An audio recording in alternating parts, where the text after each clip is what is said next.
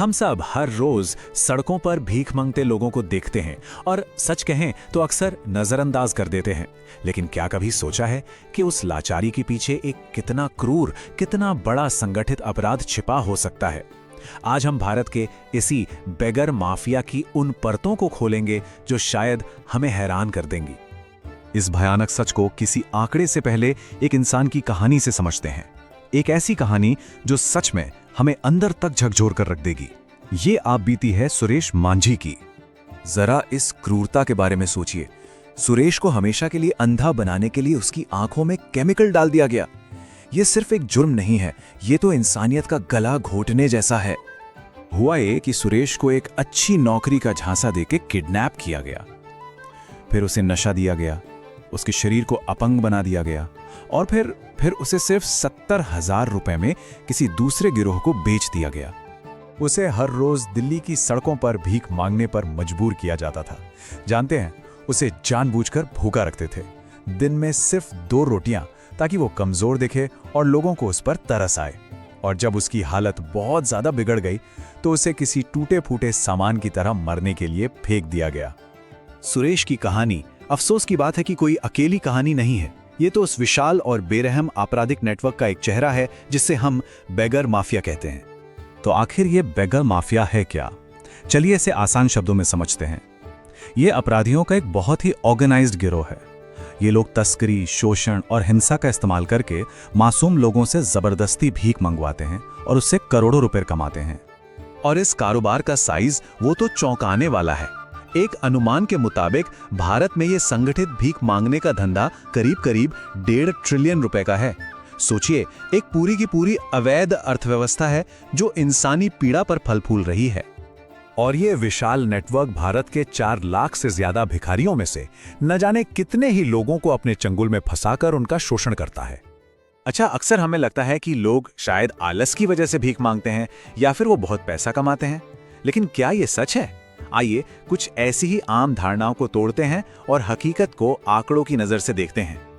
देखिए, 2021 की एक रिपोर्ट बताती है कि भीख मांगने का सबसे बड़ा कारण है गरीबी और बेरोजगारी। इसके बाद बीमारी या विकलांगता भी एक बहुत बड़ा कारण है।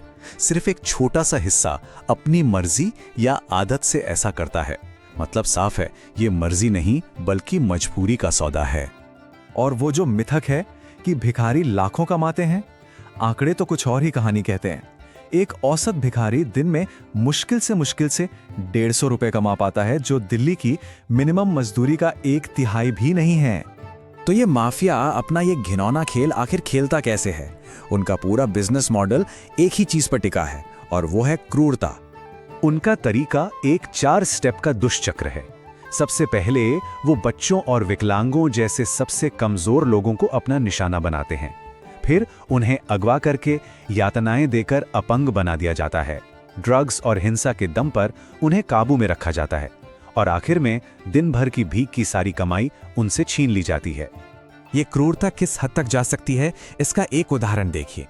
8 महीने के छोटे छोटे बच्चों तक को नींद की गोलियां देकर शांत रखा जाता था और फिर उन्हें भीख मंगवाने के लिए रोज 300 रुपए के किराए पर दिया जाता था।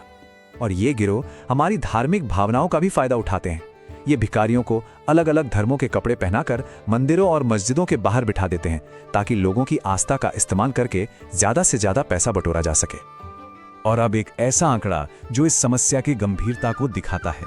भारत में हर साल लगभग 60,000 बच्चे गायब हो जाते हैं और उनमें से बहुत सारे बच्चे इन्हीं भीख मांगने वाले गिरोहों के चंगुल में फंस जाते हैं।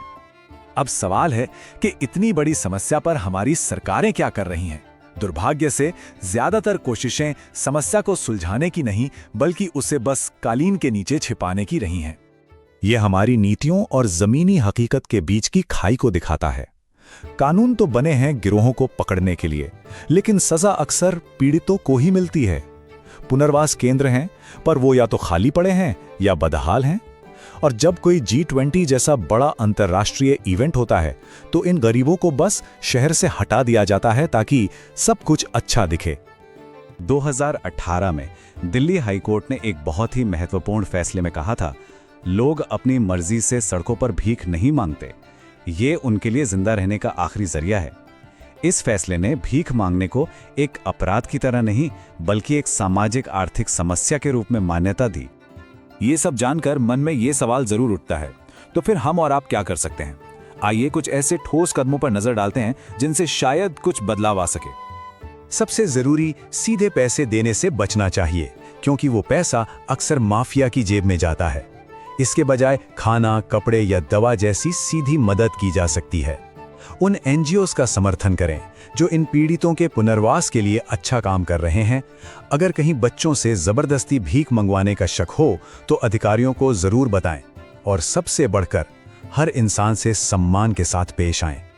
तो अगली बार जब सड़क पर कोई हाथ फैलाए दिखेगा तो एक पल रुककर सोचिएगा जरूर, क्या हमें सिर्फ एक समस्या दिख रही है या उसके पीछे छिपा एक मजबूर इंसान।